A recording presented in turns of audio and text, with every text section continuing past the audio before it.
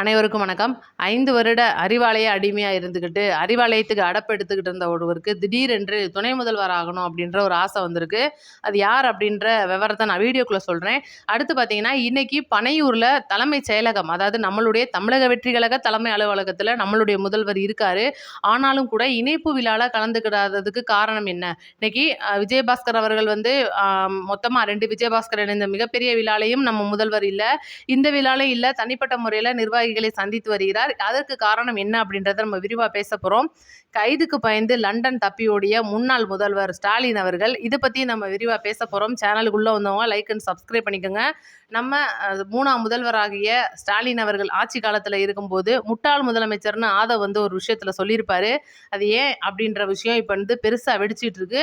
அனிதா ராதாகிருஷ்ணன் அவர்கள் இப்ப பாத்தீங்கன்னா நைட்டோட நைட்டா ஜாமீனை கொடுத்துட்டாங்க. வெளியில வந்துட்டு இன்னைக்கு பிணையிலோட போய் ஆஜராகி கையெழுத்தும் போட்டு வந்திருக்காரு. கையெழுத்து போட்ட கையோட ஒரு பிரஸ் மீட் கொடுக்குறாரு. அதுல ரொம்ப ஆவேசமா இந்த ஆட்சி 6 மாசத்துல கலைச்சே தீருவோம், கலைக்காட்டினாலும் நாங்க வம்படியா கலப்போம்னு சொல்லிட்டு மிகப்பெரிய மிரட்டல் கொடுத்துருக்காரு. அதை பத்தி விரிவா பேச போறோம். சேனலுக்குள்ள வந்தவங்க லைக் அண்ட் சப்ஸ்கிரைப் பண்ணிக்கோங்க. நம்ம சேனலை வந்து 4 பேருக்கு ஷேர் பண்ணி விடுங்க. லைக் பண்றதுக்கு மறந்துடாதீங்க. இப்போ பாத்தீங்கன்னா பனையூர்ல இன்னைக்கு வந்து மிகப்பெரிய இணைப்பு விழா. ஒவ்வொரு சனிக்கிழமையும் இன்னைக்கு அதிமுக மற்றும் மாற்றுக் கட்சிகள்ல இருந்து நிறைய பேர் வந்து இணைஞ்சுக்கிட்டு இருக்காங்க. ஒவ்வொரு கட்சியில இருக்கிற மிக முக்கிய புள்ளிகள் வந்து இணைஞ்சிட்டு இருக்காங்க. இப்ப பாத்தீங்கன்னா வைகை செல்வன் நேத்து கூட அதிமுகல இருந்து வெளியில வந்துட்டாரு. ஆனா அவர் வருவார்னு எதிர்பார்க்கும்போது வரல. நடிகர் ரவி மரியா அவர்கள் வந்திருக்காரு. அவர் மட்டும்தான் இன்னைக்கு பனையூர் அலுவலகத்துக்கு உள்ள போயிட்டு நம்மளுடைய முதல்வர் அவர்களை தனியா சந்திச்சு பொக்கே ஷால்லாம் போத்தி பேசிட்டு இருக்காங்க. இன்னும் சில நிர்வாகிகள், அதாவது 2ஆம் கட்ட 3ஆம் கட்ட நிர்வாகிகள், மிகப்பெரிய தலைக்கட்டுகளான எம்எல்ஏக்கள், முன்னாள் அமைச்சர்கள், இவங்கெல்லாம் வந்துட்டு நம்மளுடைய முதல்வர் அவர்கள் சந்திக்கிறத தவிர்க்கிறார் அப்படின்ற ஒரு தகவலும் வந்திருக்கு. முழுக்க முழுக்க இன்னைக்கு தமிழக வெற்றி கழகத்தை ஒரு பக்கம் வாஷிங் மிஷின் சொல்லி விமர்சிச்சுட்டு இருக்கிறது ஒரு பக்கம் இருந்தாலும், ஆட்சி காலத்துல இன்னைக்கு வந்து இவங்களுக்கு உறுதுணையா இருக்கணும். அதிமுகன்ற ஒரு கட்சியை இன்னைக்கு எடப்பாடி முடிச்சிட்டாரு. கிட்டத்தட்ட ஆய்வின் அடிப்படையில 41% மேல அதிமுகல இருந்து பிரிஞ்சு திமுக மற்றும் தமிழக வெற்றி கழகத்துக்கு வந்து இணைஞ்சவங்களே இவ்வளவு பேர் இருக்காங்க அப்படின்ற ஒரு சர்வே ரிப்போர்ட் வந்து சொல்லுது. அப்படி இருக்கும்போது வேற வழி இல்லை. இன்னைக்கு அதிமுகவுடைய தொண்டர்களுக்கு வழி இல்லாம தான் பாதி பேர் திமுகவும் மித்த இருக்கிற அனைத்து பேரும் வந்து தமிழக வெற்றி கழகத்துல இணைஞ்சிட்டு இருக்காங்க. இந்த ஒரு வருகையை வந்து சில பேர் வந்து விமர்சனம் பண்ணாலும் கூட இன்னைக்கு அவங்க வந்து சேர்ந்துட்டாங்க. வந்து சேர்ந்ததுக்கு அப்புறம் என்னங்க பண்றது அப்படின்னு நீங்க எல்லாம் யோசிப்பீங்க. இன்னைக்கு பாத்தீங்கன்னா பனையூர் வாசல்ல ஒரு பஞ்சாயத்து நடந்திருக்கு. இதை பத்தி யாருமே பேசல, நியூஸ்காரங்க கூட போடல. யார் பஞ்சாயத்து பண்ணுனதுன்னு பாத்தீங்கன்னா நம்மளுடைய தமிழக வெற்றி கழக உண்மை விசுவாசிகள் மற்றும் தொண்டர்கள். எதுக்காக பஞ்சாயத்துன்னு கேட்பீங்கல்ல. இப்போ வந்து இன்னைக்கு வந்து சேர்ந்துருக்கிறதுல கிட்டத்தட்ட 100 பெண்களுக்கு மேலே இருக்காங்க அப்படின்றதும், அவங்களுக்கு மேடையில் நம்மளுடைய புஷி ஆனந்த் அவர்கள் மகளிர் அணியில பதவி தருவார் அப்படின்னு சொல்லிட்டு ஒரு உத்தரவாதத்தை கொடுத்துருக்காரு.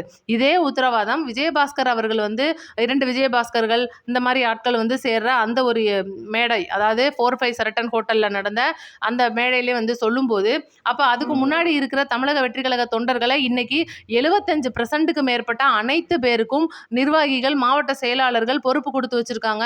இன்னும் வந்து பாத்தீங்கன்னா உள்ளாட்சி தேர்தல் வரும்போது இன்னும் நிறைய கவுன்சிலர்கள் மற்றும் அந்த வட்டம், மாவட்டம் அந்த மாதிரி சின்ன சின்ன பொறுப்புகள், மேயர் இந்த மாதிரி பெரிய பொறுப்புகளை கொடுக்கறதுக்கு ரெடியா இருக்காங்க.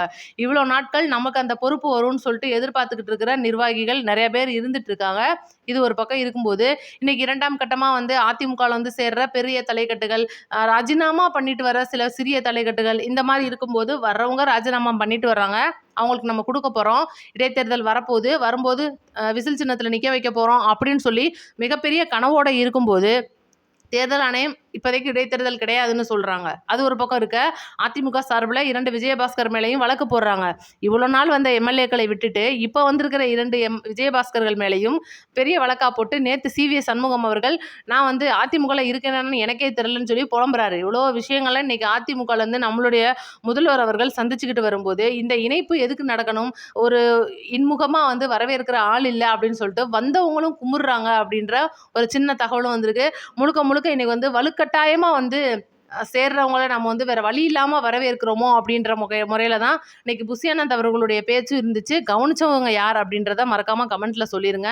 இப்போ நம்ம அனிதா அவர்களுக்கு வருவோம். நைட்டு பார்த்தீங்கன்னா நைட்டா வந்து நீதிபதி அவர்கள் இது அவ்வளோ பெரிய விஷயம் இல்லை, இவரை சிறையில் அடைக்கிறதுக்குலாம் வேலை இல்லைன்னு சொல்லிட்டு அவருடைய சொந்த ஜாமீன்லயே, அதாவது அனிதா ராதாகிருஷ்ணனுடைய சொந்த ஜாமீன்ல விட்டுட்டார்ல.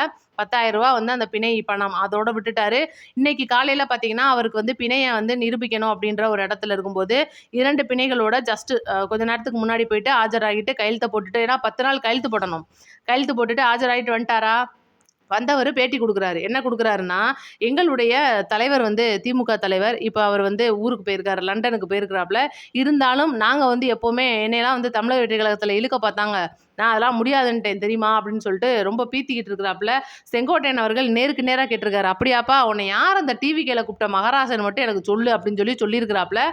இவர் வந்து சொல்ல முடியல. ஏன்னா உண்மையா இருந்தா தானே சொல்ல முடியும். இன்னைக்கு தமிழக வெற்றி கழகம் வந்து மிகப்பெரிய ஒரு ஆளுமையை கொண்ட ஒரு கட்சியா இருக்கும்போது, மாற்றுக் கட்சியிலேருந்து வேற ஆட்கள இழுக்குறாங்கன்ற ஒரு ஒரு பொய்யான பரப்புரையை இன்னைக்கு வந்து மக்கள் முன்னாடி திமுக பரப்பிக்கிட்டு இருக்கிறத உண்மையாக்குறதுக்காக, இந்த ஒரு விஷயத்த தான் அனிதா ராதாகிருஷ்ணன் செஞ்சிருக்காரு அப்படின்றத அவருடைய ஆதரவாளர் சில பேரே சொல்றாங்க. அதனால நம்ம அத பத்தி கவலைப்பட வேணாம். ஏன்னா இது முழுக்க முழுக்க ஒரு பொய்யான விஷயம். அவரெல்லாம் யாருங்க கட்சிக்குள்ள கூப்பிடுவா? இன்னைக்கு அஜிதா ஆக்னல் அவர்கள் வந்து ஒரு காலத்துல இந்த மாரி பண்ணுனதுக்கும் முழுக்க முழுக்க திமுகவுடைய சொம்ப அவங்க திகழ்ந்து தமிழக வெற்றி கழகத்துல பதவி வாங்கணும்னு நெனச்சதையே ஈஸியா கண்டுபிடிச்சு கிள்ளுக்கிற மாரி தூக்கி போட்டவர் நம்மளுடைய முதல்வர். அப்படி இருக்கும்போது இவங்களெல்லாம் நம்ம ஏமாத்துறோம் அப்படின்ட்டு நம்ம ஈஸியா கடந்து போயிரலாம். அவர் பிரஸ் மீட்ல திரிஷா அவர்களை குறிப்பிட்டு ஒரு வார்த்தை சொல்லியிருக்காரு. நிறைய சேனல்கள்ல இதை நீங்க பார்த்திருக்க முடியாது. என்னன்னா நம்மளுடைய முதல்வர் அவர்கள் திரிஷா அவர்களை சிஎம் ஆக்கிடுவாங்க, அவங்களுக்காக தான் அவர் சிஎம் ஆகியிருக்காரு அப்படின்னு சொல்லிட்டு நிறைய மறுபடியும் அதே பழைய கதை பல உருட்டுகள் தான். அதனால நம்ம அதெல்லாம் கடந்து போயிடணும். ஏன்னா இவங்களுக்கு பொழப்பே இதுதான் அப்படின்றனால நம்ம கடந்துருவோம்.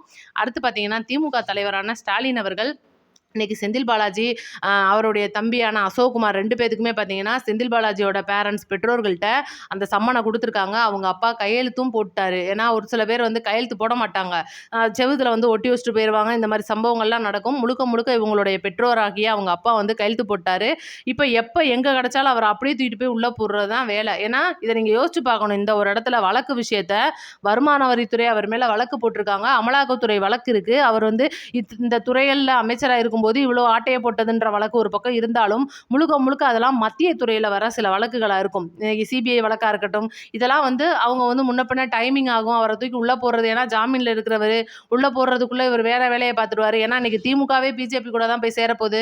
அப்போ பிஜேபி வந்து சப்போர்ட் பண்ணிடுவாங்க. இவ்வளோ விஷயங்கள் இருந்தாலும் இந்த செந்தில் பாலாஜி அவர்களை தனிப்பட்ட முறையில் தாக்கணும் அப்படின்னா இந்த குதிரை பேர வழக்கு இன்னைக்கு தமிழக அரசுக்கு கிடைச்ச மிகப்பெரிய பொக்கிஷம்னு சொல்லணும். அப்போ இந்த வழக்கு, அந்த குதிரை பேர வழக்கில் இன்னைக்கு அவருக்கு வந்து சம்மனே அனுப்பிட்டாங்க அப்படின்னா கண்டிப்பா 3 சம்மன் தான் அனுமதி.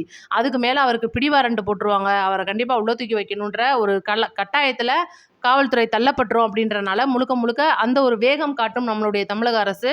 அந்த ஒரு வகையில் பார்த்தீங்கன்னா இந்த செந்தில் பாலாஜி அவருடைய சகோதரரான அசோக்குமார் அவர்களுடைய முன்ஜாமீன் இப்போ நேற்று அசோக்குமார் முன்ஜாமீன் போட்டார்.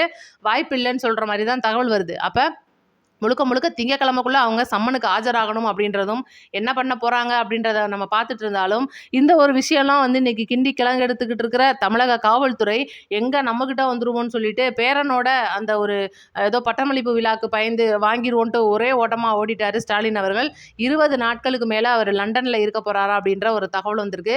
ஆனால் பாருங்கள், போகும்போது ஏர்போர்ட்டில் நின்று ஒரு வார்த்தை சொல்லிட்டு போயிருக்காப்புல, நான் என்ன தான் ஏர்போர்ட்டில் போயிட்டு நான் ஏரோப்ளேனில் பறந்து லண்டனில் போய் இறங்கினாலும் என்னுடைய உடல் பொருள் ஆவி எல்லாம் இந்த அறிவாலயத்திலே சுற்றி வரும். அதனால பத்திரமா பார்த்துக்கங்க, நான் வரதுக்குள்ள செங்கல் செங்கலா பிரித்து வித்துறாதீங்கன்னு சொல்லிட்டு போயிருக்கிறாப்புல.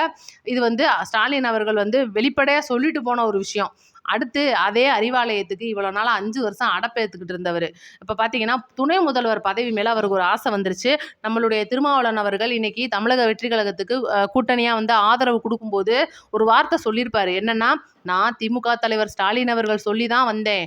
ஆளுநர் ஆட்சி வரக்கூடாது என்பதற்காக நான் வந்து ஆதரவு கொடுக்கிறேன். எங்களுடைய 2 எம்எல்ஏக்களும் ஆதரவு கொடுப்பார்கள். எங்களுக்கு இந்த ஆட்சியிலெல்லாம் பங்கு வேண்டாம், எங்களுக்கு அந்த ஆசையும் கிடையாது அப்படின்னு சொல்லிட்டு வந்தாப்புல. வந்ததுக்கப்புறம் பார்த்தீங்கன்னா ஆதரவும் கொடுத்தாங்க, கையை தூக்குனாங்க. சட்டசபையில் 2 அமைச்சர்களில் வன்னியரசு அவர்களுக்கு சமூக நீதித்துறை ஒதுக்கப்பட்டது. அதுக்கப்புறம் பார்த்தா ஸ்டாலினே 2 ஏறினாப்புல மேடையில். என்னப்பா இது, எங்களுக்கு பார்த்தீங்களா அமைச்சர் பதவி கொடுத்துருக்காங்க, பிளாஸ்டிக் சேர் போட்டவங்க தாங்கண்ணே நீங்கள் அப்படின்னு சொல்லிட்டு ஸ்டாலின் ஏறினாப்புல. அப்புறம் கொஞ்ச நேரம் பார்த்தீங்கன்னா வன்னியரசு அவர்கள் சிறப்பாக செயல்பட்டு ஒரு சில விஷயங்களில் உதயநிதி அவர்கள் பண்ணின சில விஷயங்கள், சட்டசபையில் அந்த சில கேள்விகள் கேட்டது, நடிகைகளை குறிப்பிட்டது, திமுக எம்எல்ஏக்கள் வந்து தப்பாக பேசுனது, இவ்வளோ விஷயத்துக்கும் வன்னியரசு அவர்கள் தனிப்பட்ட முறையில் கண்டனம் தெரிவிச்சிருக்கும் போது வன்னியரசுக்கு ஆதரவாக பேசினார் இந்த திருமா. எங்கள் அமைச்சர் சொன்னது என்னப்பா தப்பு, சரியாக செயல்பட்டு இருக்காரு. இந்த தமிழக வெற்றி கழக ஆட்சி 5 வருஷம் கவிழக்கூடாது, இந்த தூய ஆட்சி மக்களுக்கு வேணும், நாங்கள் எப்பவும் உறுதுணையாக நிற்போம், ஸ்டாலின் சொல்கிறதெல்லாம் நீங்கள் கணக்கில் எடுத்துக்காதீங்கன்னு சொல்லி திருப்பி அவரையே ஏறினாப்ல. அப்புறம் பார்த்தீங்கன்னா நம்ம முதல்வர் வந்து இந்த ஸ்டாலின் அவர்கள் இப்படி ஒரு செய்கை சட்டமன்றத்தில் செஞ்ச உடனே நம்மளுடைய விஜய் அவர்களை வந்து பயங்கரமாக வந்து கண்டனம்லாம் தெரிவிச்சாப்ல. இது தப்பு, இதெல்லாம் செய்யக்கூடாதுன்னு சொல்லிட்டு. அப்போ நம்ம சொல்ல வந்தது, எங்கிட்டாவது ஒரு பக்கம் இல்லை, எங்கிட்டுமே நின்னேன்னா அப்புறம் நடுவில் நின்னா சீமான் அண்ணனை தான் போய் கேட்கணுன்ற மாதிரி அப்படியே மாற்றி மாற்றி பேசிட்டு இருந்தாப்புல. திடீர்னு பார்த்தீங்கன்னா இன்னைக்கு ஓமலூர், சேலம் ஓமலூரில் விசிகா சார்பில் ஒரு கூட்டம் போடுறாங்க. அந்த கூட்டத்தில் சில தீர்மானங்கள் வந்து நிறைவேற்றுறாங்க. என்ன தீர்மானம்னா, முதல் தீர்மானம், திருச்சி கிழக்கில் கண்டிப்பாக திருமாவளவன் அவர்கள் போட்டியிட்டே ஆகணும் அப்படின்றது முதல் தீர்மானம். அப்போ யோசிச்சு பாருங்க, எனக்கு திருச்சி கிழக்கு சீட்டும் வேண்டாம், எம்பி சீட்டும் வேண்டாம் தமிழக வெற்றி கழகத்தில்னு சொல்லி வாக்கு கொடுத்துட்டு வந்து சேர்ந்தவர் தான் இந்த திருமாவளவன் அவர்கள். அப்போ இன்னைக்கு கேட்குறாரு, தன்னுடைய ஆதரவாளர்கள் மூலியமா பகிரங்கமாக பத்திரிகையாளர் சந்திப்பில் கேட்குறாரு, திருச்சி கிழக்கில் போட்டியிட போறாருன்ற முதல் தீர்மானம். இரண்டாவது தீர்மானம் என்ன தெரியுமா? சிரிச்சிடாதீங்க, துணை முதல்வர் அவரோட பதவி வேணுமா அவருக்கு? எப்படி 2 எம்எல்ஏ வச்சுக்கிட்டு ஒரு அமைச்சர் பதவியும் கொடுத்துட்டாங்க, துணை முதல்வர் பதவி வேணுமா? துணை முதல்வர் பதவிக்கு மிக பொருத்தமானவர் இந்த திருமாவளவன் அவர்கள்னு சொல்லிட்டு அவங்களுடைய ஆதரவாளர்கள் வந்து பேசுகிறாங்க. அடுத்து வாரிய தலைவர் பதவி வேணுமா? 2 வாரியங்களுக்கு தலைவர் பதவி வேணும்னு சொன்னோடனே ஆதவர்ஜுனா வந்து நேற்றே வந்து இந்த பரிசீலனை போகும்போது, இல்லைங்க, ஒரு வாரிய தலைவர் வேணால் பதவி உங்களுக்கு தர்றோம், உங்கள் சைட்லேருந்து யாரையாவது ஒதுக்கி கொடுங்க, நீங்கள் நல்லபடியாக அந்த ஏழை எளிய மக்களுக்கு உதவி பண்ணுங்கன்னு சொல்லிட்டு சொல்லியிருக்காரு. ஆனால் இல்லை, அதுக்கு மறுத்துட்டாராம். 2 வாரிய தலைவர் பதவி தான் வேணும்னு சொல்லிட்டு கேட்டார். இது வந்து இப்போ வரைக்கும் செய்தி. இதை நம்ம அப்படியே ஒதுக்கிட்டு இன்றைக்கி திருமாவளவன் அவர்களை பற்றி பேசுவோம். 5 வருஷம் திமுக ஆட்சியில் இருந்திருக்கிறாப்புல, அறிவாலயத்தில் அடப்பு தான் எடுத்துக்கிட்டு இருந்தார் அப்படின்றது தெரியும். பிளாஸ்டிக் சேர் போட்டது, அவரை வந்து தரைக்குறவாக நடத்தினது, திருமாவளவன் அவர்களுடைய உண்மை தொண்டர்களை துரைமுருகன் ஏறி அடித்தது, இவ்வளோ விஷயத்துக்கும் வந்து வாயை கூட திறக்காத இந்த திருமாவளவன் அவர்கள், இவ்வளோ நாளாக கொத்தடிமையாக இந்த திருமாவளவன் அவர்கள் இன்னைக்கு தமிழக வெற்றி கழக ஆட்சிக்கு அமைகிறதுக்காக 2 எம்எல்ஏவை கொடுத்துட்டோன்னு சொல்லிட்டு துணை முதல்வர் கேட்குறது எந்த விதத்தில் நியாயம்? இதை முதல்ல கேளுங்க எல்லாரும். 2வது, துணை முதல்வர் கொடுக்குற அளவுக்கு இவர் என்னத்தை பண்ணி கிழிச்சிட்டார் அப்படின்றதும் இன்றைக்கி வந்து அந்த ஒரு ஏழை எளிய மக்களுக்கான அந்த தலித் சமுதாய மக்களுக்கு இன்றைக்கி வந்து தமிழக வெற்றி கழக அமைச்சரவையில் 7 அமைச்சர்கள் அந்த ஒரு சமுதாயத்தை சேர்ந்தவங்க இருக்காங்க. ஆனால் இன்றைக்கி திருமாவளவன் அவர்கள் கூட்டணியில் இருந்த கட்சியில் அந்த இனத்தை ஒதுக்குனவங்க சமூக நீதின்னு பேசிக்கிட்டு இன்றைக்கி வந்து அந்த சகோதர சகோதரி, அதாவது தலித்தின சகோதர சகோதரிகளையும் பட்டியலின மக்களையும் ஒதுக்கி வச்ச கட்சி தான் இந்த திமுக கட்சி அப்படின்றது எல்லாருக்குமே தெரியும், நம்ம சொல்ல வேண்டியதில்லை. அப்படி இருக்கும்போது அவங்க கூடயே இவ்வளோ நாள் இருந்துக்கிட்டு அவங்களுக்கு எல்லா வேலையும் பார்த்துக்கிட்டு பணிவிடைகளை செஞ்சுக்கிட்டு அம்புட்டு பேருக்கும் கழுவி விட்டுக்கிட்டு இருந்த இந்த திருமாவளவன் அவர்கள் இன்னைக்கு தமிழக வெற்றி கழகத்திட்ட நேரடியாக வந்து துணை முதல்வர் கேட்குறாரே, நியாயமா அப்படின்றத நீங்கள் கமெண்ட்டில் சொல்லிடுங்க மக்களே. மறக்காமல் வந்து எனக்கு இவங்க வந்து இப்படி நம்மளுடைய கூட்டணியில் தொடர்ந்துக்கிட்டு அழுத்தம் மேலே அழுத்தம் கொடுக்குறது எங்களுடைய கருத்துக்கு தப்பாப்படுது. ஏன்னா கண்டிப்பாக இவங்க வந்து கூட்டணியை விட்டுட்டு வெளியே நம்மளுடைய முதல்வர் இவங்களை தூக்கி எறிஞ்சிட்டு பாமகவை உள்ளே சேர்க்கணும் அப்படின்றது தான் இன்றைக்கி ஒட்டுமொத்த தமிழக வெற்றி கழக தொண்டர்களின் ஒரு ஆசையாக இருக்குது. பாமகவுடைய அன்புமணி ராமதாஸ் அவர்கள் மற்றும் அன்புமணி அவர்களுடைய மனைவியான சௌமியா அன்புமணி அவர்கள் 2 பேருமே இப்போ பேசிக்கிட்டு இருக்காங்க. பரிசீலனை போய்கிட்டு இருக்கு. கிட்டத்தட்ட 5 எம்எல்ஏக்கள் அவங்க சைட்லேருந்து வர்றாங்க. வன்னியரசவர்கள் அமைச்சராக தொடர்றாருன்றது 2வது விஷயம். விசிகா கட்சி வேணான்றது தான் நம்மளுடைய ஒரு கருத்து. விசிகாவில் இன்னைக்கு மக்களுக்கு நம்மளுடைய அந்த இன மக்களுக்காக போராடுற இந்த திருமாவளவன் அவர்கள் இவ்வளோ நாளாக வந்து வாயையும் பின்னாடியும் பொத்தி வச்சுக்கிட்டு திமுக ஆட்சியில் தொடர்ந்துக்கிட்டு இருந்தவர் இன்னைக்கு வந்து இப்படி வந்து கேட்குறாரே, இந்த ஒரு அப்படி கேட்குறதுக்கு அவருக்கு அருகதையே கிடையாது அப்படின்றது தான் நம்மளோட கருத்து. இப்போ அவங்களுடைய கூட்டணி நம்மளுடைய தமிழக வெற்றி கழகத்துக்கு வேணுமான்றதை நீங்கள் சொல்லிடுங்க.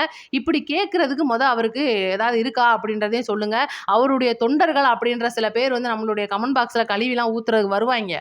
அவங்கள பற்றிலாம் எங்களுக்கு கவலை கிடையாது. அப்படியாப்பட்டவங்க திமுக ஆட்சி காலத்தில் என்னத்த கோமால இருந்தாங்களா அப்படின்றத நம்ம கேட்கணும். இன்னைக்கு 8 சீட்டு, நேற்று வந்த தேமுதிகவுக்கு 10 சீட்டு கொடுக்கும்போது ஸ்டாலின் அவர்கள் 8 சீட்டு வாங்கிக்கிட்டு வந்த பேசாட்டி மூடிக்கிட்டு வந்த திருமாவளவன் அவர்கள் அமைதியாக இருந்தார்ல, அதெல்லாம் கேட்க துப்பு இல்லாதவங்க எதுக்கு நம்ம கமெண்ட் பாக்ஸில் வந்து கேட்குறாங்கன்றதை நான் நேருக்கு நேராகவே கேட்பேன்.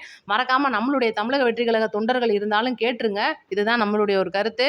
மறக்காமல் நம்ம வீடியோ 4 பேருக்கு ஷேர் பண்ணி விடுங்க. நன்றி, வணக்கம். அடுத்த வீடியோவில் சந்திப்போம்.